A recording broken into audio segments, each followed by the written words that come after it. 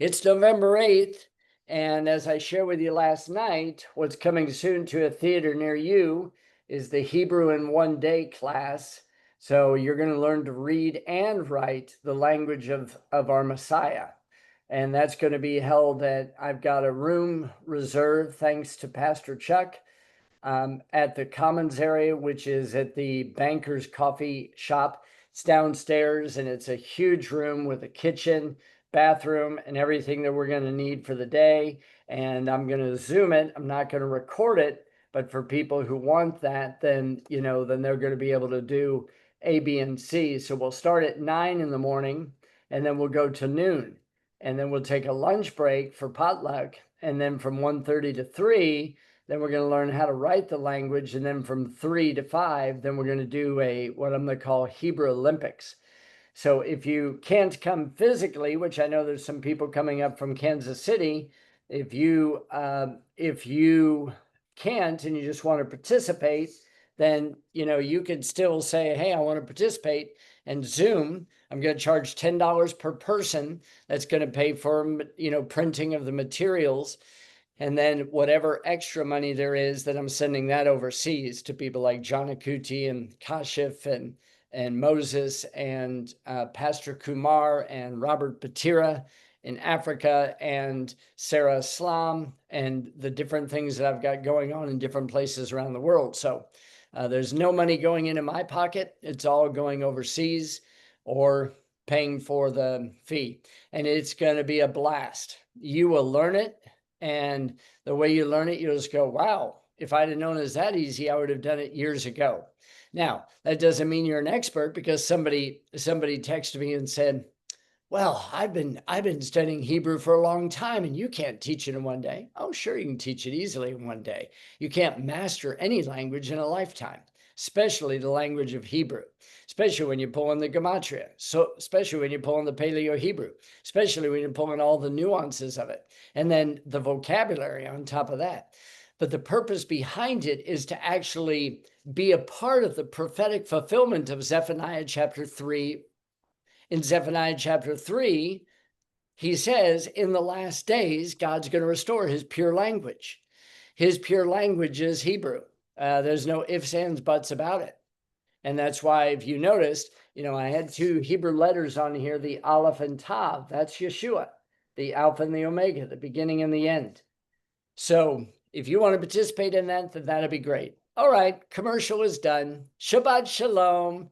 I want to take you today into an area that I've covered before, but at the same time, I haven't covered it.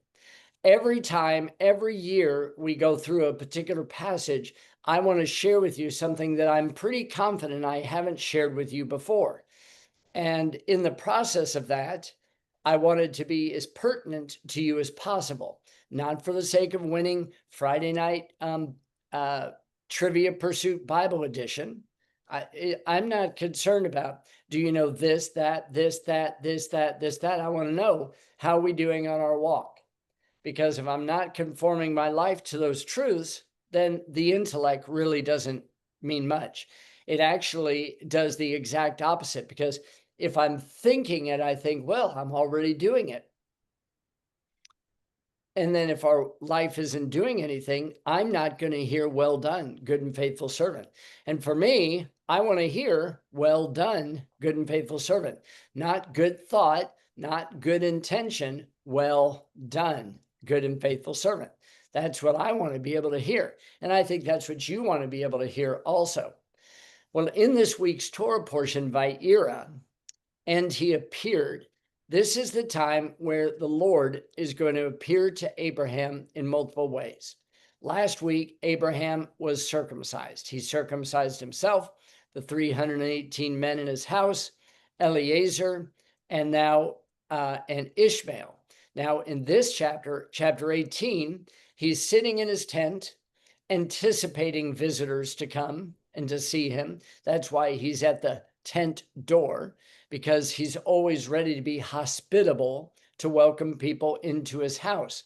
And just as soon as he is, 3 men come walking by, and he runs out to meet them.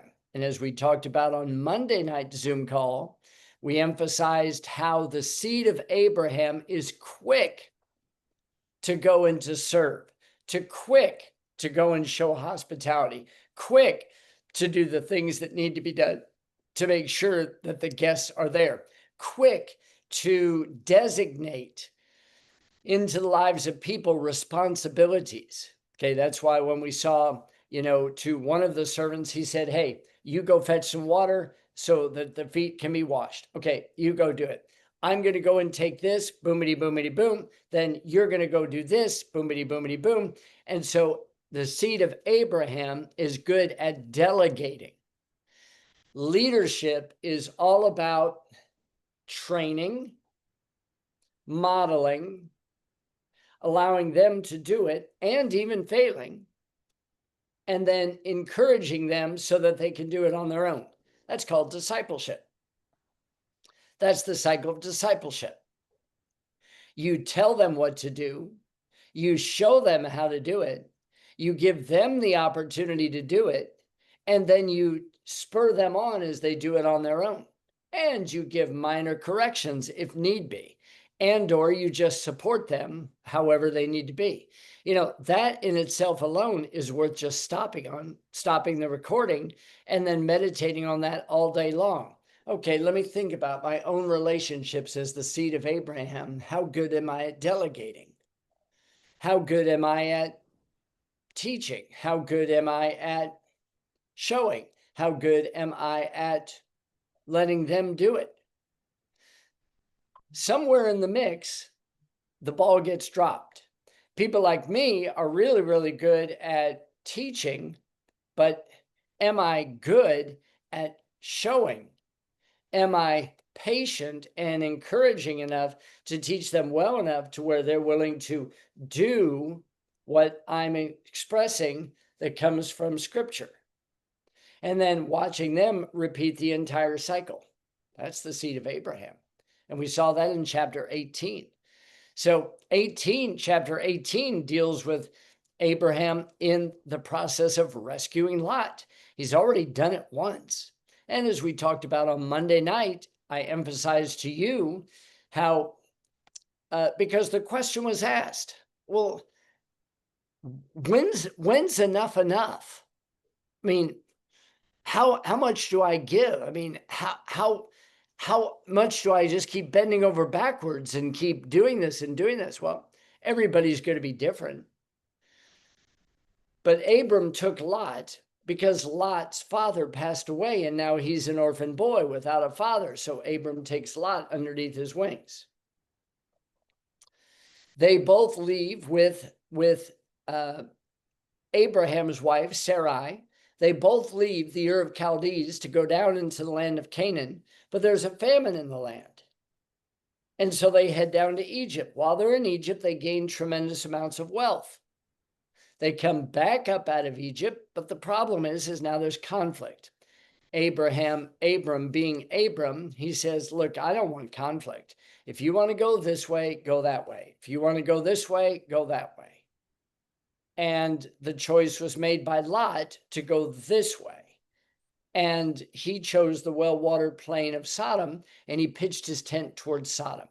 The direction in which I pitch my tent has to do with everything in my life. And this is a question that I have to ask myself in relationship to this Torah portion. The place and the direction in which I pitch my tent is going to determine a lot of things. For instance, when you're camping, you never put the opening of your tent to where water can come running in from downhill. You always want your tent slightly like this, so if it rains, the water runs this way, or if it snows, the snow comes this way. You want to make sure that your tent is secure.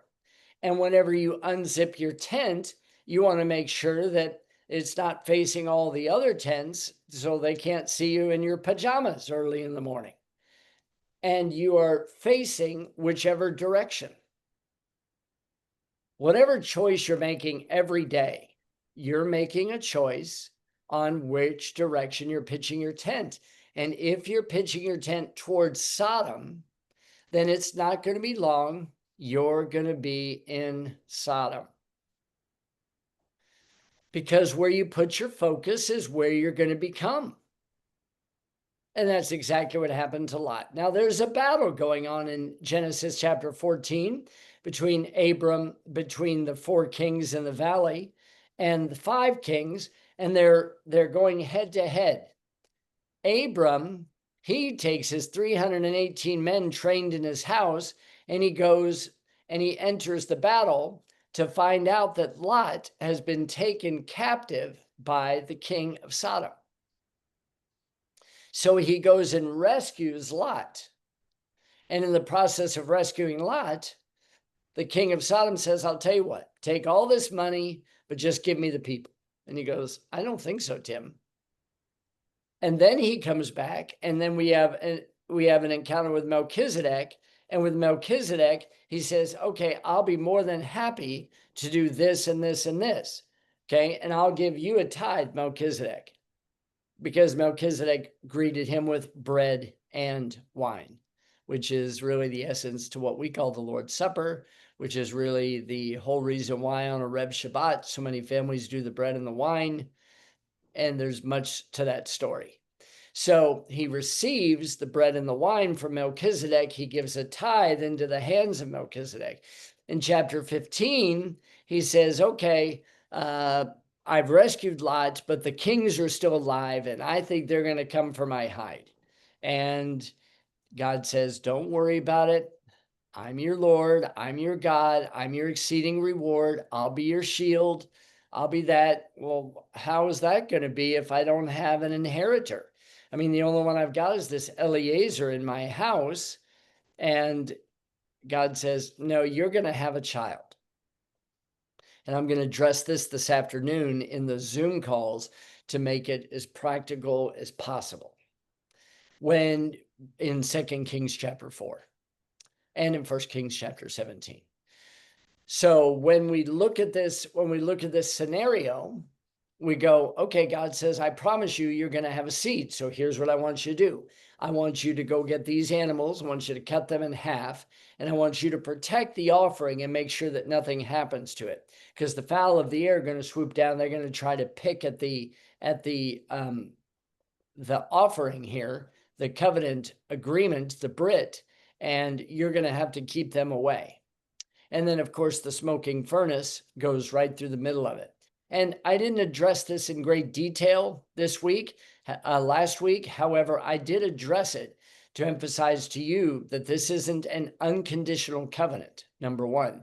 Number two, the smoking furnace and the burning lamp, that all has to do with Mount Sinai. And if we take that picture of the burning coals, the smoking burning lamp, okay, going through it, anytime you find that language, it's always the presence of God coming down, delivering his word, delivering his word, delivering his word. So a beautiful thing. And the people have to say, okay, I'm in. Abram wakes up. I'll be glad when we're past this week, because then I can just call him Abraham instead of just Abram. So then Abram wakes up, and now he's in covenant relationship with God. Great.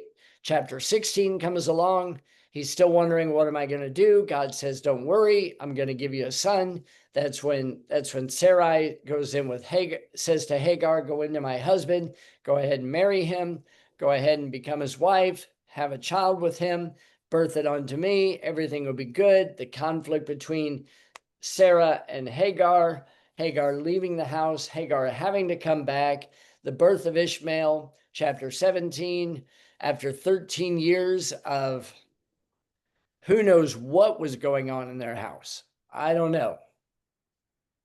But after 13 years, beginning in chapter 17, verse 1, now what we've got is we have this statement where the Lord appears to Abram the second time. And we talked about this last night, Vaira. And says, walk before me, be perfect. And he does. And so what he does is he circumcises, gets the covenant of circumcision. And please note, though we spent no time on this last week, literally no time of significance, circumcision still as valid today as it ever was. And I'll just make this comment. If you're not circumcised, you can't participate in Passover. Oh, you're a legalistic whatever. No, that's what God says. That's what God means. Passover isn't just an evangelistic outreach. Because Passover, if I read through the book of Ezekiel, specifically in chapter 47, we're going to find even in the Messianic era, Passover is going to be kept. You go, well, wait a minute. Jesus died. We don't need to keep any of those things anymore. Wrong. See, our understanding is so limited because we think it's just, I made a decision. Jesus paid it all. It's all said and done. Now I die and I go to heaven. But that's not how it is at all. There's not a single thought in the Bible. I mean, if that was the thought, we wouldn't need a book this thick in order to be able to tell us why we should walk the way that we should walk. So in chapter 17, Abram, through the eternal covenant of circumcision, eternal for generation after generation after generation after generation forever. But isn't it funny? Well, Jesus died, so we don't have to be circumcised anymore. I'm going, really? So what you're telling me is that Jesus' death did away with all of God's instructions, when all of God's instructions are the manifestation of God's heart and his thoughts. And whenever God makes a covenant, they're always eternal. Nothing can change them. Nothing can replace them. What I need to do, and here's the problem that we have, is that we oftentimes take a topic and we put it in an area that it was not designed to be. And then we say, oh, well, they're just being circumcised because that's how they think they're trying to be saved. And we don't even understand because we don't know the context. We're pretty much like Michigan, lost as a goose in a snowstorm. And I'm talking about the snow that's coming in, potentially. So now whenever I stop to look at this chapter 18, where we begin today with Vayera, we find in chapter 18, now we have the angels going to Sodom and Gomorrah. And that's where I want to pick up with you. Okay, so if you go in your Bible to chapter 18, I want to give you a perspective that it's not a perspective that I know that hardly anybody holds to. Now, I hold to this, and I've shared it with you before, but I'm going to express it again. And I even went back this week, and I thought to myself, you know what, Alan, you're out there on a limb. I mean, you're saying something that hardly anybody even agrees with. And I'm sticking with it. And the reason I'm sticking with it is because it only makes sense. I'm not the smartest. I'm not the sharpest knife in the drawer, but something needs to make sense whenever it comes to the things of God. Here's the situation. Abraham has been praying that there would be 10 righteous individuals found in Sodom. Now remember, in the valley of the Salt Sea, where now today is the Dead Sea, there was 5 cities. And what Abraham was asking was, he wasn't just asking for one of the 5 cities. He was asking for all 5 cities. And he just says, if there's 10 righteous in 5 cities, that doesn't seem hard to find. But if we stick with the mindset of just 10 righteous in Sodom alone, well, then we know that Abraham was addressing Noah's family. Lot's family. So we've got for certain, we've got Lot, we've got Mrs. Lot, we have his 2 virgin daughters that he offered to the men banging at the door. We've got the 2 daughters who are married. We've got the 2 sons who are not married, and we've got the 2 sons-in-laws who are married to the 2 daughters. We've got 10. The problem is that Lot, the way he was living his life was so inconsistent that even when he went to go tell his family, we got to get out of Dodge. The angels have come to deliver us out. They mocked him. Like,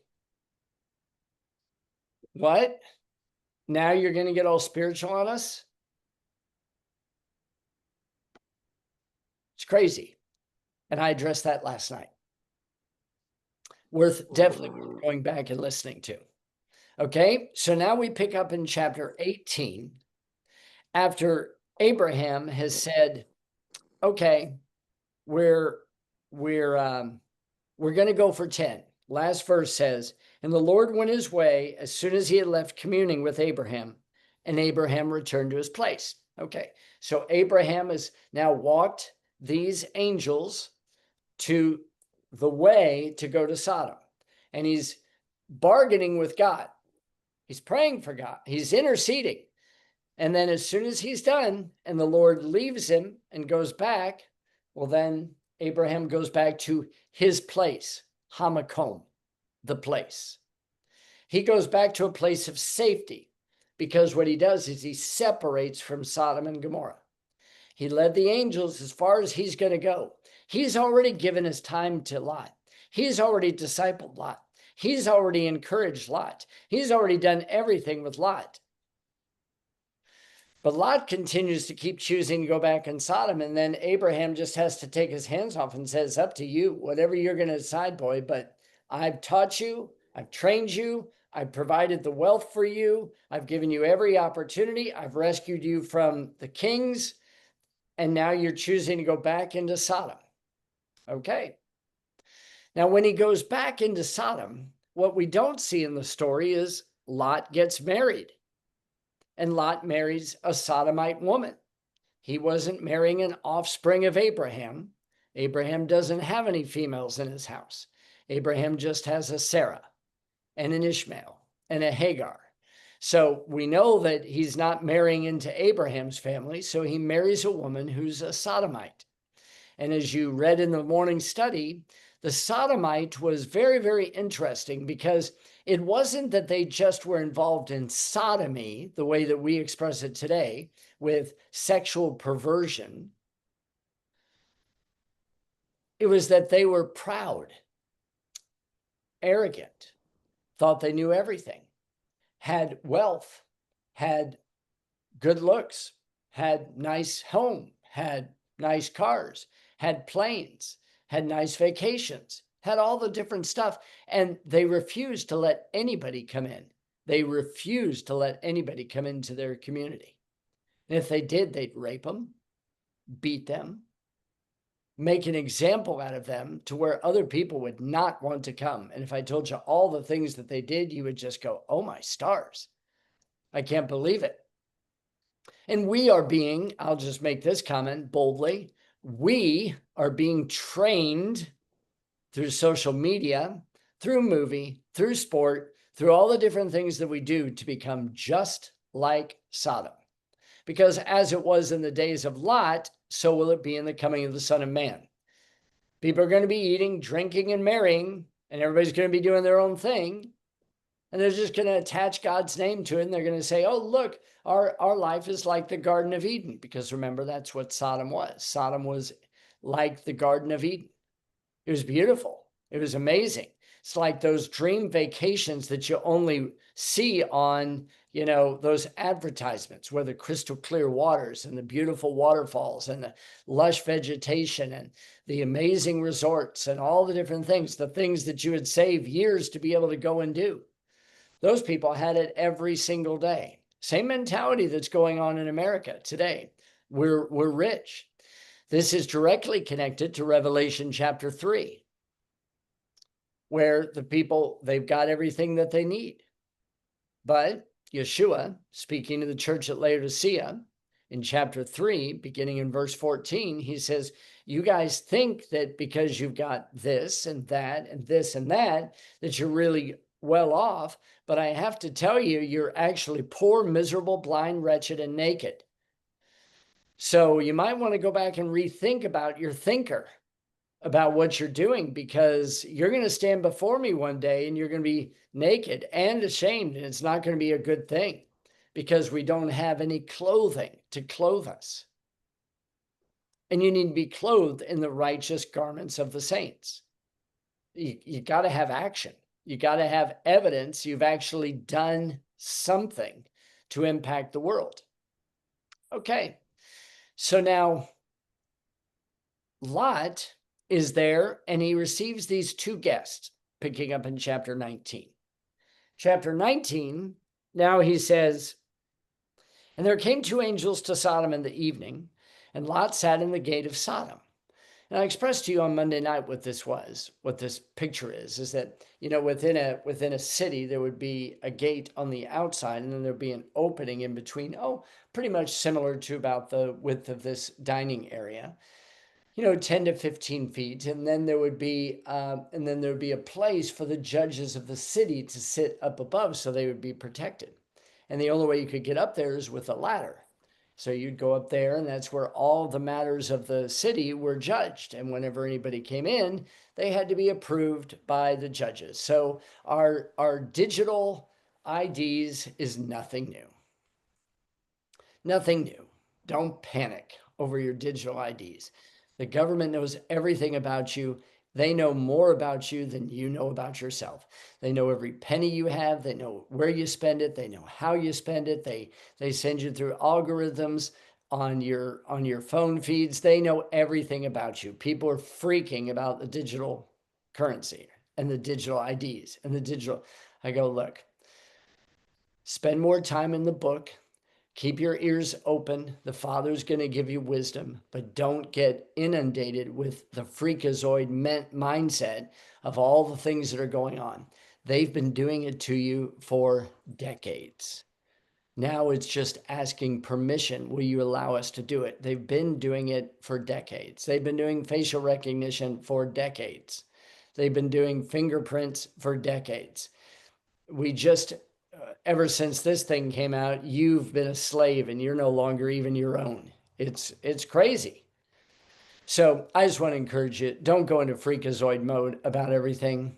Do your part, be a light, make an impact, touch as many people as you can, but don't get bound up in the stuff that the world is getting consumed with. You're not going to stop it. I'll say that again. You're not going to stop it.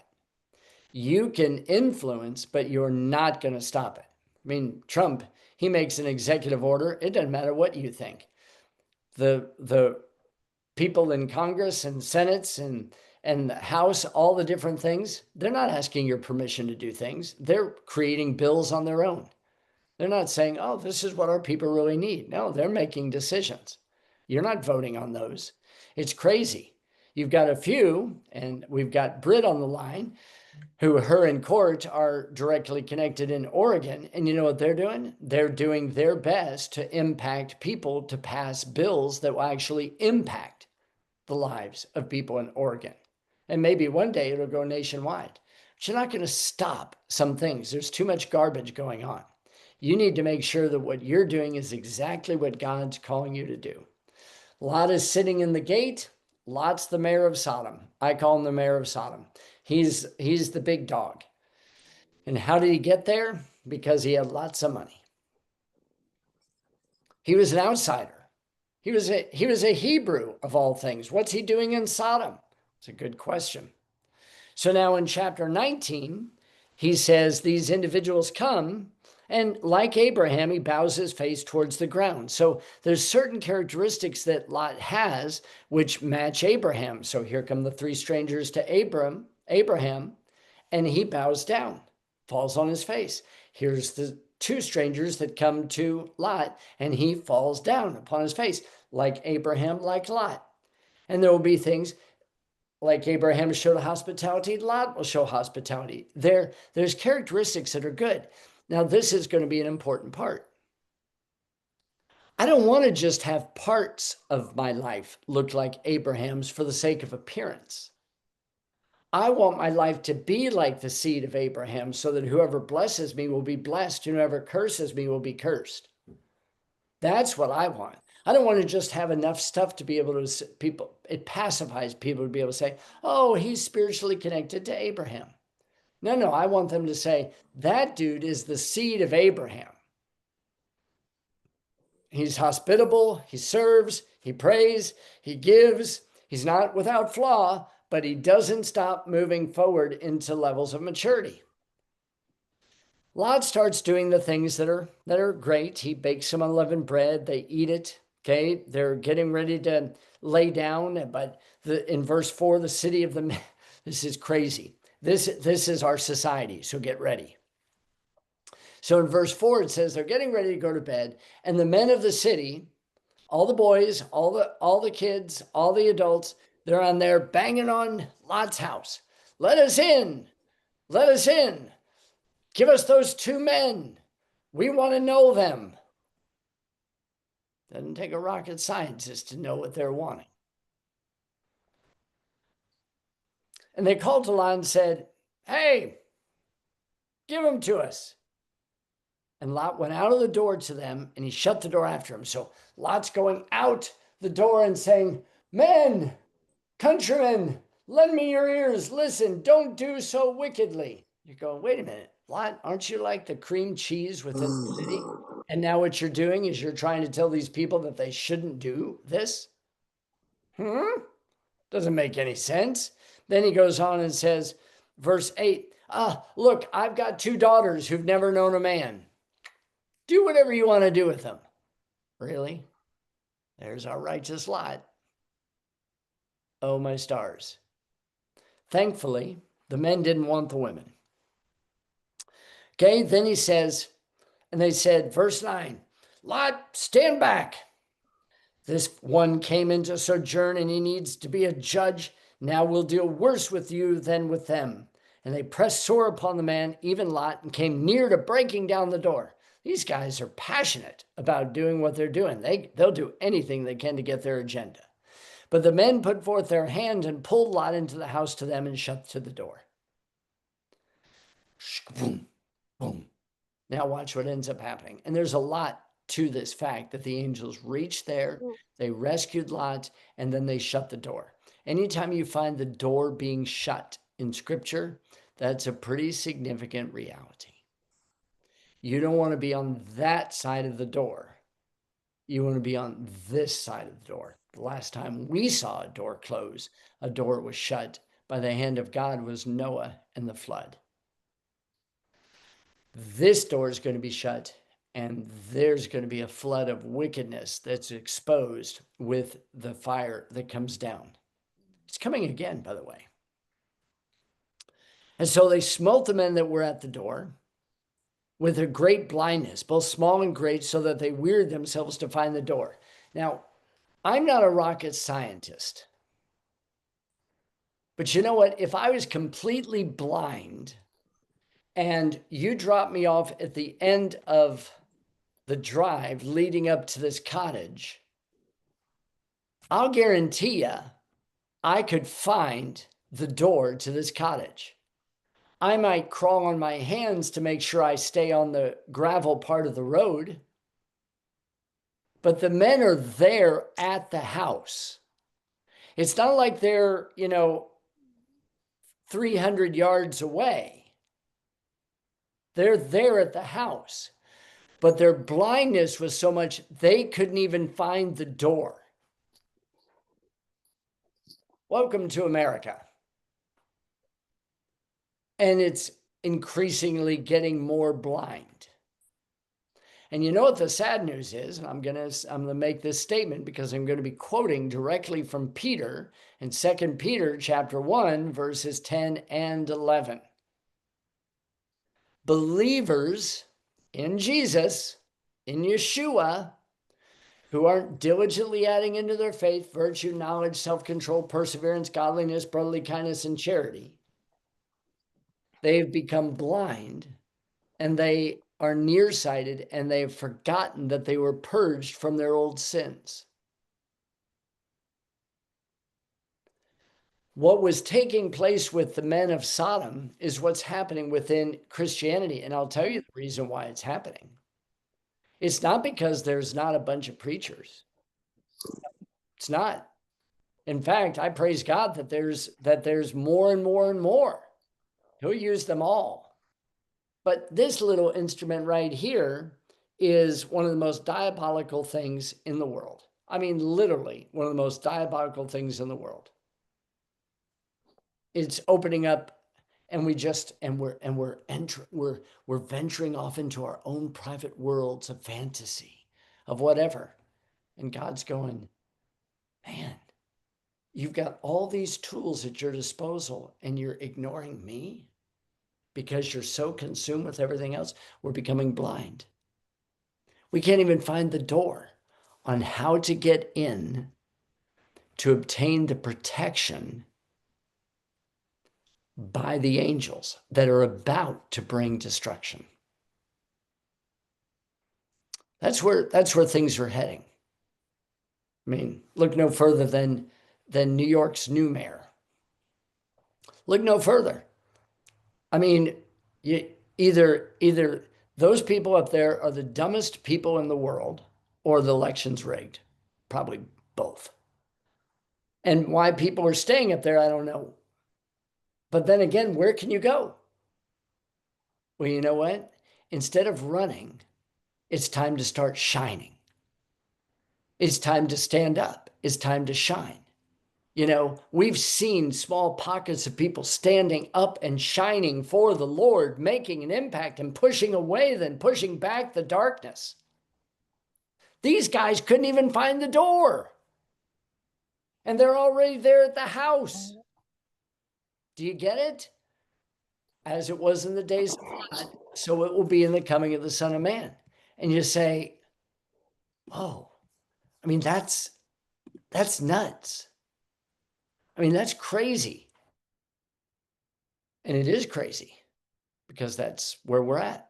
And that's where we're heading.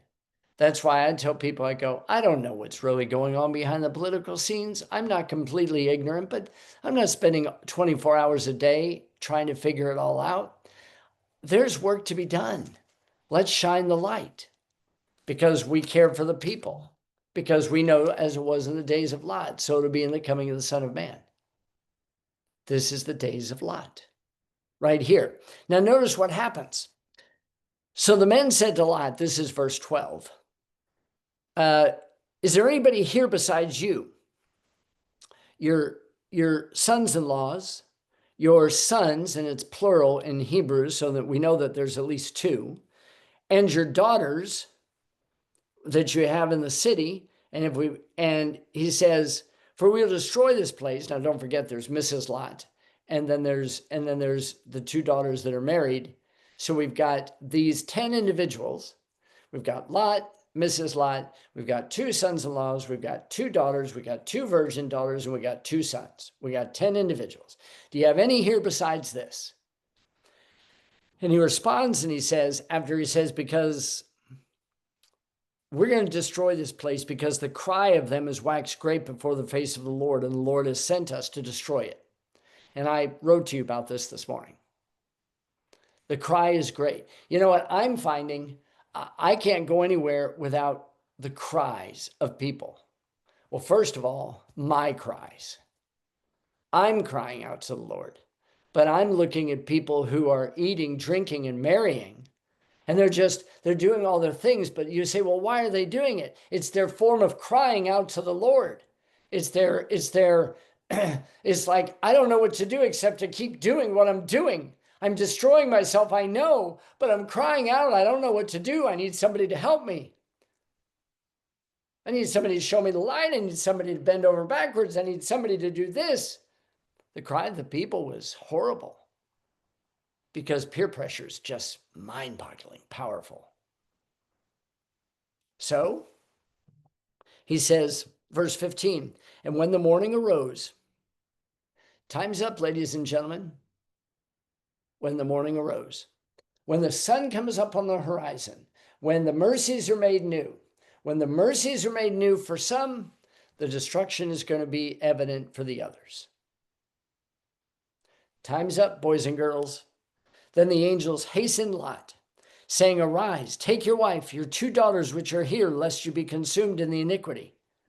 Because verse 14 said, whenever Lot goes to talk to his sons-in-laws, they mock him. And they say, really? You're telling me about the city's going to be destroyed and you want us to go? Ha! And they mocked him. And this is why I think if there's, so let me erase what I think is a misconception. What I think may not be held by everybody, but what I think, you ought to be afraid of what people think. Oh, I know what people say. They say, oh, I should not be afraid of what men think. You should. You should be really concerned about what men think about your testimony. That's what you should care about. Oh, I don't care what so-and-so thinks about whatever so-and-so thinks about. I should be concerned about what my testimony is to my children, to my grandchildren, to my closest friends, to anybody who's in my closest circles.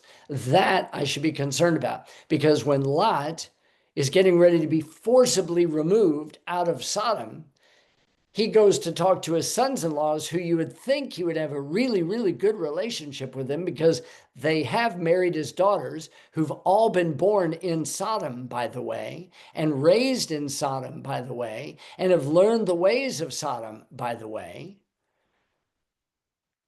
But his testimony, because he's become so ingrained in the culture, he's got no testimony. That's the one concern that I have. And you know what even concerns me more? What concerns me more is, in spite of anybody's failures in life, which I've had my share, I don't know about you, but I can testify to you that what really concerns me is not where I am today, but the people who still hold on to their positions of thinking. And I just go, man, that's not God. That's more Sodom. We just, in this day and age, I don't think we think very much. We, speaking me, myself, and I don't think enough about the right things. Oh yeah, my brain's always going.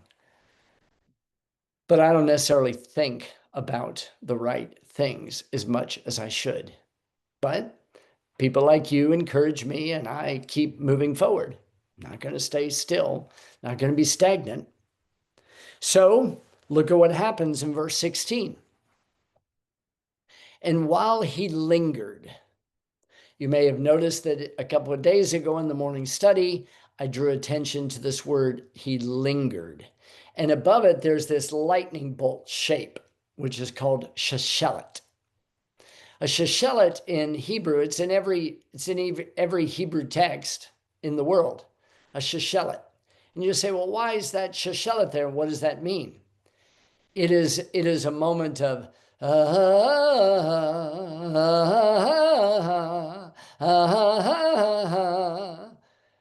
hesitation. Like, I better be careful on what I choose. What am I going to do? If I leave here, this will happen. If I stay here, this will happen. What am I going to do? Sheshelet. And he lingered. Well, frankly, if somebody came to me and said, Alan, in 5 minutes, this house, this beautiful cottage that you live in, is going to be destroyed. Oh, I don't, well, what can I take? What can I grab? Oh, let's see. Where's my gold? Where's my silver? Where's my photo albums? He lingered. It's fixing to be toast.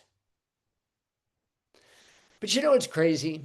We very seldom ever have something that's so ultimatum as that. I mean, really. Even when floods hit the East Coast of the United States, we got people who will hang on to their dearest possessions. I'm going, you might want to flee to the hills for your life. You might want to let go of some of those things that you thought were the most important things. You know, what's interesting is that you do realize that this entire world's going up in flames one day. Maybe that's the reason why we should spend our time doing the things that are going to lay up for yourself treasures in heaven, where moth and rust don't break in, where they don't destroy, or where thieves don't break in and steal. Because this world's going up in flames. It's already going up in flames, but not the flames of God that's going to restore it and purify it in a coming day. It's still a long ways away.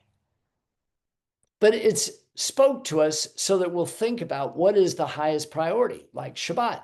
What's the highest priority? Today's my date day with me and the Father. So other stuff doesn't get priority. I've got other things to be doing today. I could do other things. I could be focused in on finances. I could be focused in on this. I could be focused in on that. I could be focused in on this. Or I could say, you know what? One day he asked me to give myself to him. A date day. And I have to ask myself, is that too hard? For some, it's just burdensome. For others, they wish it was 2 days or 3 days a week. But God says, I want you to work 6, and I want you to look forward to the 7th. We need to learn to not linger. And that's what Lot does. He lingers. The men laid hold upon his hand and upon the hand of his wife, upon the hand of his 2 daughters. Why? Because the Lord was being merciful to him on behalf of the merit of Abraham. Everything that Abraham taught him, that he internalized. Now listen really carefully with your heart open in the deepest way. One of the challenges that we face is that we've become so covered with the yuckity yuck of this world that we feel like that spark is really, really deep inside of us. We know it's burning, but we've got so many layers of yuck, disappointment, frustration, anger, bitterness, resentment. You name whatever emotion you put on it. But God sees that spark. God sees that. And he says, I'm getting you, grabbing you forcefully. I know you're used to this, and I know that's been your life, and I know you're in the wrong place, but I love you, and for mercy's sake, that's what he does. The Lord being merciful to him, and they brought him forth and set him without the city. Wow. So he set him without the city. Now notice what happens. And it came to pass when they had brought them forth abroad that he said, escape for your life. Don't look behind you, neither stay in all the plain. Escape to the mountain, lest you be consumed. Okay? Because these guys are fixing to be taken out. And these guys are going to be left behind. So he said, don't pass go. Don't collect 200. Get going. Get outside. You've got to flee to the mountain, which we talked about yesterday morning in our staff meeting. You've got to flee to the mountain. Escape for your life. You don't want to be caught in Sodom and Gomorrah. That's not where you want to be. It's fixing to be destroyed. Don't look back. And Lot said to them, oh, not so, my lord. No. Seeing that you've now forcefully pulled me out of the city, it's obvious that everything is hunky-dory with me. I don't need to escape to the mountain. Can you just allow me to go to maybe a little place different? Look at what he says in verse 19. Behold, now your servant has found grace in your sight, and you have magnified your mercy, which you have showed unto me in saving my life. I can't escape to the mountain, lest some evil overtake me and I die. Really? Really? Okay. So you angels forcefully removed me out of the city because I was lingering. And you did so by the mercy of God because of the merit of Abraham and all that he poured into me. And now you're telling me, hurry, Alan, escape to the mountain, flee for your life. Don't look back. Let everything go. Come on, get out of here. Oh, not so, my Lord. Obviously, I found grace in your sight. So therefore, if I go to the mountain, the place that you just told me to go, oh, some evil's going to overtake me. We're going to see the exact same thing with the children of Israel with Pharaoh. Leave your children behind. If you take them out there with you, there's a lot of evil out there. And really, Lot, have you forgot? See, this is the problem that I have. Now, this is me. You might be the exception to the rule, but I know it's not for me. The more time I spend focused on the things of this world, the less time I'm giving to him. The more time I'm spending on the things of the world, then the less my comprehension of what God's doing is manifest in my current situation. That's me. I can valid and testify that till the cows come home for early morning milking. I can testify to you clearly. Behold, now this city is near to flee to. Oh, it's just a little one. Let me go there. Is it not a little one? And my soul shall live. You know what? God doesn't want your soul to live now. He wants your soul to die now. Your emotions, your drives, your desires. He wants you to die to yourself so that you can live to him. Says, oh, no, I need my soul to live. I need to hang on to me. I need to do what I think is best. You just told me to flee, go to the mountains, escape for your life. Don't look back because I'm going to die if I go there. Some evil's going to overtake me. And that's the way that we look at it, isn't it? That's the way that we look at the Torah. Ooh, I don't want to do any of that stuff. Oh, keep the Shabbat. Are you kidding? Oh, that's bondage. Oh, keep his feast. Oh, that's bondage. Keep Christmas and keep Easter and keep Halloween. Keep those because that's what everybody does. Oh, but if you do those other type, oh, you stopped eating porky pig and shrimp. Oh, that's not necessary. Jesus died. He did away with all that stuff. Oh, you mean having integrity in business? Oh, this is the real world. Love your neighbor? Are you kidding? We are living in a generation that calls evil good and good evil. Isaiah chapter 5, verse 20. We call light darkness and darkness light. We're so backwards in society right now. And you've probably experienced it. Anytime that you're trying to instruct people in the righteousness of God, a path that we're supposed to be walking in. Oh, you do remember, don't you? Matthew 6:33. Seek ye first the kingdom of God and his righteousness. Oh, I don't have to do any of that because now I'm just as righteous as Jesus. And I go, okay, if you're just as righteous as Jesus, then show it to me. Show me. What does it look like?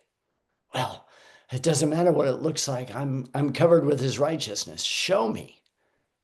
As James says, show me by your actions. I mean, I was saved by God's grace through faith. It was a gift of God, not of works, lest any man should boast. But wasn't I created unto good works that were before ordained that I should walk in them? Ordained where? Ordained through Moses that I should walk in them. Those good works are the Torah, the instructions of God. And when you do them, you'll live a holy life separate from the things of the world, and people will notice a difference. Oh, they may mock you at first, but they're going to eventually go, oh, my stars, you're consistent as clockwork.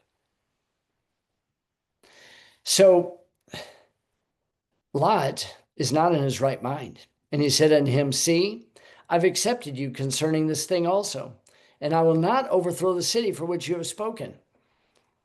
Hurry, escape there, for I cannot do anything till you come there. Therefore the name of the city was called Zoar. Now the sun was risen upon the earth when Lot entered into Zoar. Oh, it was a little town, but it was still wicked. Then the Lord rained Sodom rained upon Sodom and Gomorrah brimstone and fire from the Lord out of heaven, and it's still there to today. And he overthrew those cities and all the plain and all the inhabitants of the cities and that which grew up upon the ground. Now, verse 26 is the verse that I want to draw close to for this morning. It says, but his wife looked back from behind him, and she became a pillar of salt. Now, this is the point that I'm saying. I hold to a position that I don't know hardly anybody holds to the same position. I don't know of very many rabbis in Jerusalem that hold to it. I don't know of any Jewish scholars that hold to it. I mean, many that hold to it. I definitely don't know any Christian teachers who hold to what I'm going to tell you. So you can take it or you can flush it. But I'm going to give to you my reasons why I hold to this. Now, we know that Mrs. Lot, she's a Sodomite. She's from Sodom. She's not from Abraham. She didn't come with Abraham. She wasn't picked up in Egypt. She's a Sodom woman. Okay, so she's there in Sodom. But Lot marries her, which, number one, is a pretty good rule.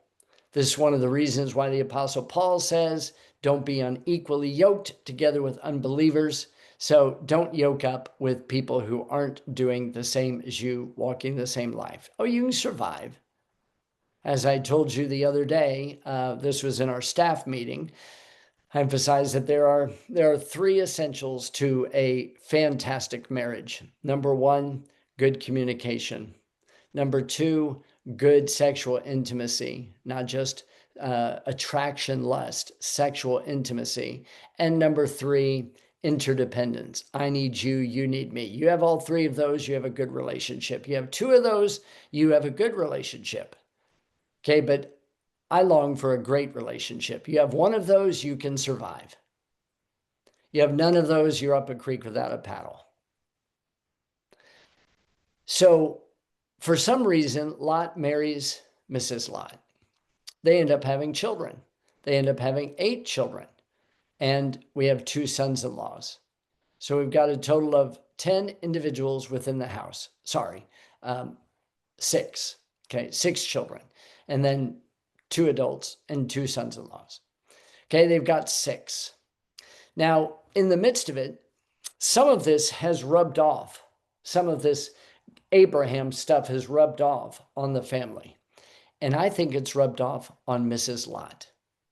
Now, the way that 99.9% of the people say when Mrs. Lot turned back and she looked and she became a pillar of salt, 99.9% of the people say that was bad. And I agree. She was disobedient to what God said. Okay, what the angels of the Lord said to Lot, didn't say to her, said to Lot. Then again, that takes us back to the Garden of Eden, doesn't it? When God specifically said, don't eat of this tree, but it wasn't told specifically to Adam's honey bunny. So did Mrs. Lot get it? Well, the Hebrew text says that it didn't matter whether she got it or not. What she does is she turns away from Lot. That's how the Hebrew text, when she turns back, the Hebrew text says that she's following Lot's, but she turns back from Lot. And that's when she turns into a pillar of salt. Now, I want to take you over to the book of Leviticus, and I want to show you something. I want you to go to Leviticus chapter 2. And in Leviticus chapter 2, there's a statement that is going to be made here regarding her turning into a pillar of salt. In chapter 2, verse 13, speaking of this meal offering, he says, but this is regarding every sacrifice. And every oblation of your meal offering shall you season with salt. Neither shall you suffer the salt of the covenant of your God to be lacking from your meal offering. With all your offerings you shall offer salt. So in every means by which you approach God, your offerings, your korbanot, you have to season them with salt. Now, this is the reason why I hold to the view that I do. Not because it's popular, but because it's the only thing that makes sense to me. the only thing that makes sense to me. You know, women in general are much more sensitive spiritually than men. I know. Sometimes I'm dumb as a doornail. And the women around me are much more sensitive. They can see things that I can't see because I'm blind. I don't even know what my blind spots are. If I knew what my blind spots were, they wouldn't be blind. So somebody sees something that I don't see. I think Mrs. Lot saw something. She turned into a pillar of salt. She didn't go back to dust. She turned into a pillar of salt. Salt in Scripture is incorruptible. Salt in Scripture is a picture of covenant. Salt in Scripture is a picture of every single offering that was ever brought to be presented to the Lord had to be seasoned in salt. Yeshua tells us that you are the salt of the earth. You are the light to the world. So why did she turn back to Sodom? The same reason that every mother turns back for her children. She has 2 daughters that are back in Sodom. She has 2 boys who are back in Sodom. She has 2 sons-in-laws that are back in Sodom. And a mother's heart never, ever, ever, ever stops longing and pining for her children. Oh, you say, well, that's not true. Some women can just let it go. I go, you know, Rachel, Jeremiah chapter 31 tells us she's still weeping for her children, even today. Still weeping for her children today, that they would all come back together again. There's a certain type of love that a woman has that most men don't have. Just look at your kids. A dad would say, suck it up, grow up, get tough, quit crying. The mom sees beyond the external and sees and penetrates the heart. I think that's what Mrs. Lot was doing. Mrs. Lot turned back away from Lot, and she turned into a pillar of salt.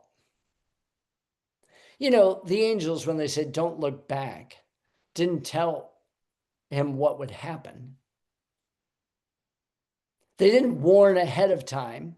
If you look back, you're going to turn into a pillar of salt, kind of like what God said to Adam. If you eat of that tree, you're going to begin the dying process. It was pretty clear. He just said, look, flee to the mountain, get out of Dodge, go to the place you're supposed to go. You know, I think that's why it's so important for me to know that Yeshua says, as it was in the days of Lot, so it'll be in the coming of the Son of Man. Remember Lot's wife. It was Lot who was lingering, not Mrs. Lot. It was Lot who had to forcibly be removed, not Mrs. Lot. Not the 2 daughters. Now, they may have grabbed everybody's arms and yanked on them, but it was only Lot who lingered.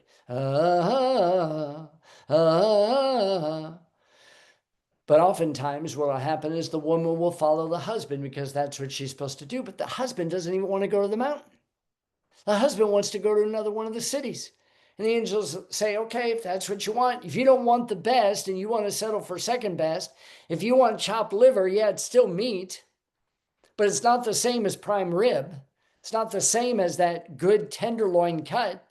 It's not as good as that New York strip. They're going to have to change that name pretty soon. They're settling for second best. She turns around, she turns into a pillar of salt. Now, if we studied out the salt covenant, we'd go, oh my stars. She turned into a pillar of salt. She didn't turn into a piece of granite. She didn't turn into a piece of flint. She didn't turn into dust and just blew away. She turned into a pillar of salt. And you say, so what? What does that mean? Why am I supposed to remember Lot's wife? The reason why I'm supposed to remember Lot's wife is because my testimony today is going to have a huge impact on my children's future whenever we're removed. And I don't want them to live in such a way that my life is inconsistent to where they mock my testimony and they get destroyed because of me. Remember Lot's wife. Don't forget that his covenant with you is eternal. You are salt. He didn't say try to be salt. He said you are the salt of the earth. He didn't say you look like salt. No, he said you are the salt of the earth. It's interesting because in Israel today, where Sodom and Gomorrah is down there at the Dead Sea, the Dead Sea is filled with incredible salt, and the products that come from Israel and the Dead Sea are just so fantastic for your skin. I mean, they're just wonderful. Healing properties are amazing. But that place of death is changing. It's filling up with fresh water. They've actually found fish in the Dead Sea now. Yeah, fulfilling the prophecy that before the Messiah returns, the Dead Sea is going to be brimming with life. Fresh water all around it. Freshwater pools all around it. I'm telling you, you're living in the best days. You're living in the best days. So keep your eyes focused on what God's doing. Oh, not what's just going on in the world. I think what's going on in the world is to wake up the believers so that they'll start living the light and being salt, so that their testimony is not shaky. And look, and if your testimony's been shaky, and mine has been in years past, it's not now. But in times past, it has been. Repent, turn from it, and then apologize and say, I'm so sorry for blowing my testimony and blowing and blaspheming the name of God on my behalf. So when the day comes when you're forcibly removed, you don't want to have to be forcibly removed. And you'll be able to say, hey guys, get your stuff together. Don't worry about your trophies. Don't worry about your balls and your gloves. Don't worry about your iPads. Don't worry about all the other things that you've got. It's time for us to go. Yes, Dad, let's go. And let's go to the mountain. Isaiah chapter 2. Well, let me end the Zoom call and open it up for any comments or questions that you might have with wishing you a fantastic Shabbat and Shabbat Shalom.